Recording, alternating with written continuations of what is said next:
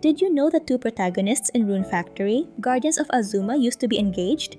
Yeah, it totally caught me off guard. I mean, they're not together anymore in the current story, but it makes you wonder. How does their past impact the story? And what does it mean for the other love interests? With the game's release just around the corner, the devs have been dropping a ton of updates, and honestly, I'm trying to piece it all together. In this video, I'll break down the features I'm most hyped about and why you should be too. We're diving into the latest updates, some older ones, and a few sneaky details you might have missed. Here's everything you need to know about Rune Factory, Guardians of Azuma. Let's kick it off with the lore so far. With the recent story trailer, new revelations were shared. But before we get into that, let's touch base for a second on the game's setting. Guardians of Azuma is a spin-off from Rune Factory's mainline series. We know that Rune Factory 6 is currently in development.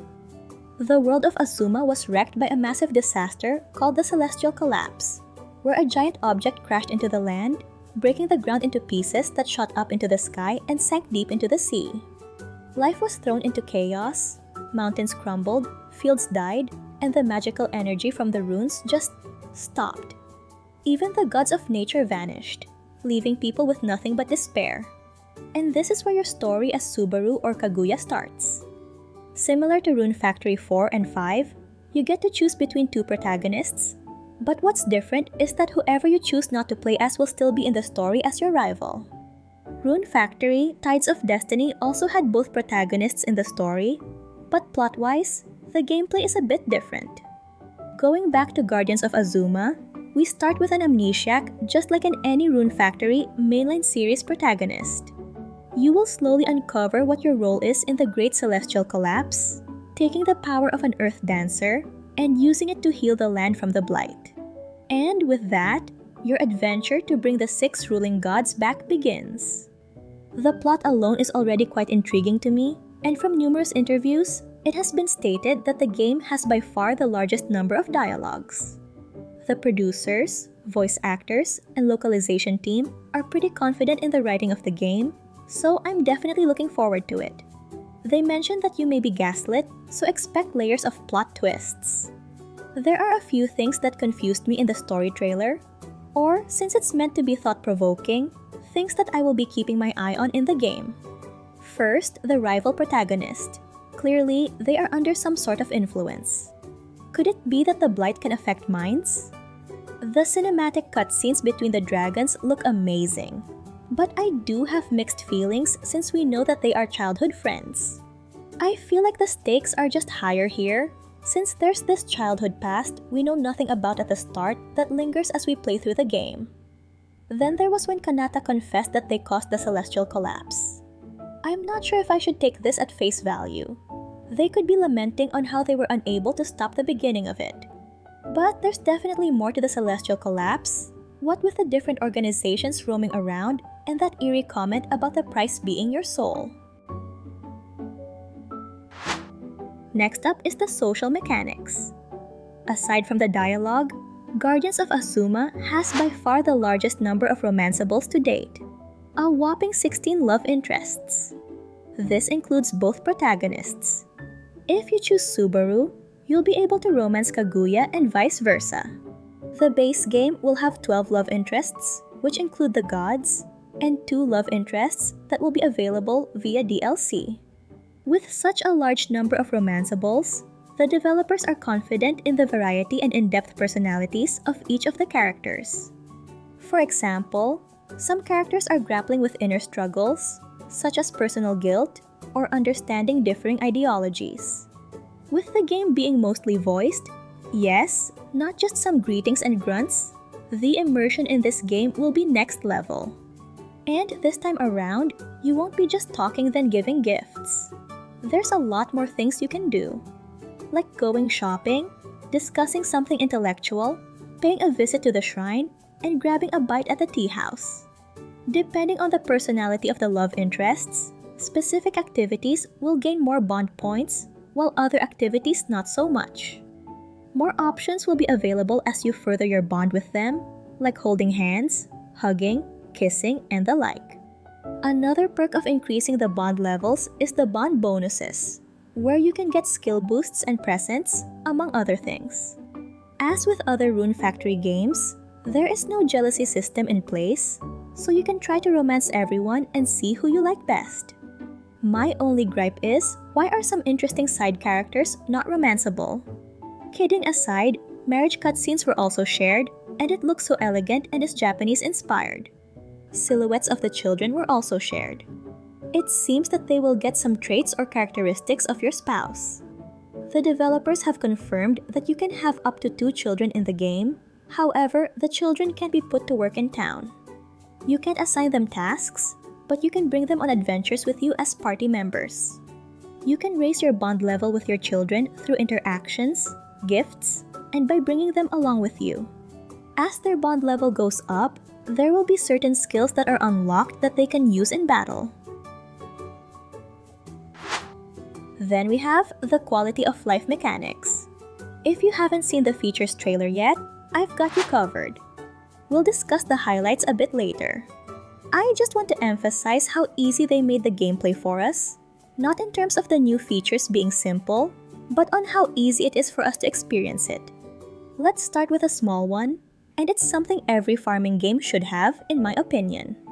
The auto-equip of tools. We no longer need to change from a hoe to a watering can, a weapon to an axe. You get the idea. Just one key or button for it all, and what's more, you just need to hold the key to use the tool multiple times. No more key or button mashing in this game.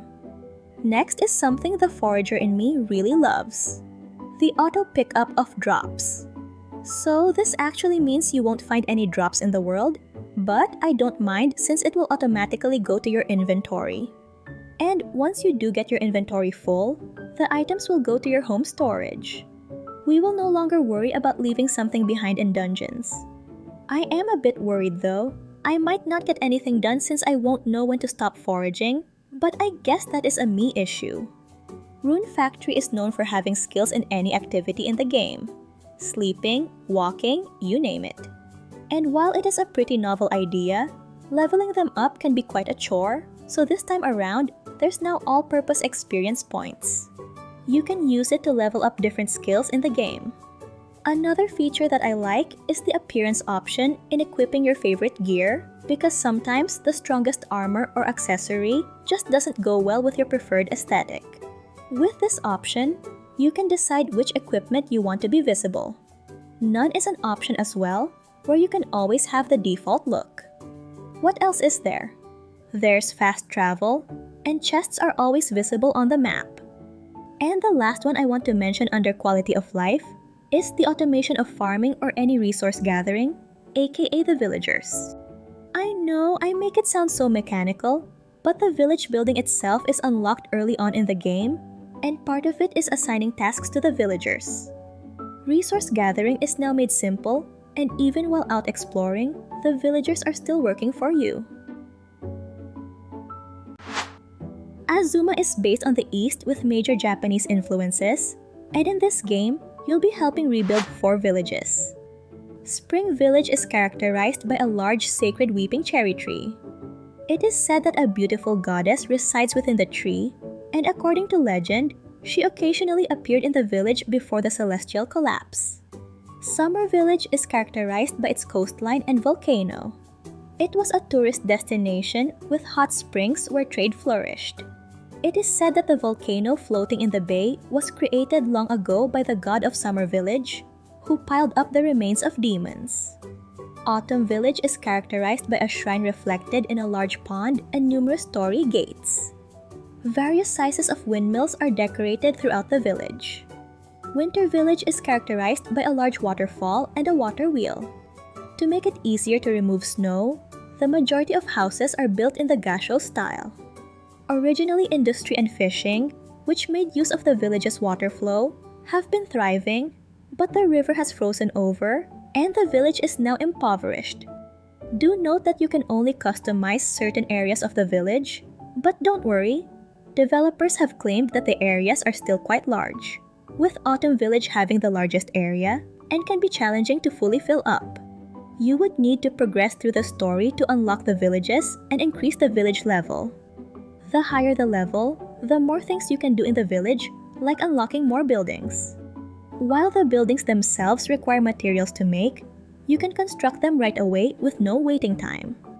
In Guardians of Azuma, instead of furniture or some tool, you use the buildings to craft or cook. Of course, a villager has to be assigned to it. And unfortunately, you can't really go inside buildings, but I don't mind either way since I'll probably be focusing more on the layout of the village. One of my favorites would be that the buildings, or maybe even decor, have buffs or stat increases once they are placed in the village. The developers have mentioned that certain buildings give better stats when placed in a specific village, so that's something we can explore. This time around, we have an overhead view when terraforming or placing buildings in the village area for a wider view, easier placement, and pausing of time. One of the challenges I had in Rune Factory is the placement of furniture. Now we finally have a grid and it helps so much. With the exception of crops, you can move trees around, so that's definitely a plus if you want to redesign your orchard or the entire village. We mentioned earlier that villagers can help out with tasks. And one thing to consider is that villagers have qualities and are maybe more adept at farming, mining, logging, and so on. Villagers can join by increasing your village level or by purifying blighted villagers. While the 4 villages are each based around different seasons, there are still 4 seasons in the game. If there are spring-specific events, like the first pilgrimage, this will be held in the spring village. So seasonal events will be held in their specific villages. Are you enjoying the video so far? Make sure to subscribe so you're always in the loop for the latest on Rune Factory updates and gameplay tips. Plus, it's an easy way to stay connected with a community that shares your love for the game. Moving on to combat. In Guardians of Azuma, magic or runes have been replaced by the sacred treasures. There are currently 8 slots for the sacred treasures, and from the features trailer, we also find out that there's at least 6 sacred treasures from the 6 ruling gods. However, not all have been showcased. The sacred drum can heal your party members and help your crops grow, including the withered ones. When equipped, the sacred sword ups the firepower on your other weapons, adding fire damage to each attack. It also helps harvest crops. The sacred parasol deals water damage to enemies, but can also act as a glider and help water crops. We've seen the autumn god's fan remove blight, so I can only assume that all sacred treasures from the 6 gods can purify the blight. And we've probably only scratched the surface of what else each weapon or sacred treasure can do. Wolby also has their own sacred treasure, the Terra Tiller, and while I have not seen it used as a weapon yet, it seems to be an all-purpose tool in village building. The Plum Branch sacred treasure was given to you at the start to perform the Dance of Bonds. Aside from the sacred treasures, the bow and talisman are also introduced, letting you be more creative in battling monsters. From what I can tell though, while there is auto-aim, there's a stronger, more precise hit that you would have to manually aim. And that scares me because I don't have the best aim, but either way, the bow is something I'm looking forward to, maybe because there's a lot of potential there outside of battles, but we'll see. I do want to mention how awesome the sky battles look, and I'm definitely excited for it. The cinematics look the best so far, like in this Oni World battle, which looks so intimidating yet thrilling at the same time. We've mentioned the all-purpose experience points earlier, but we can still earn weapon-specific experience points that we can use in the skill tree.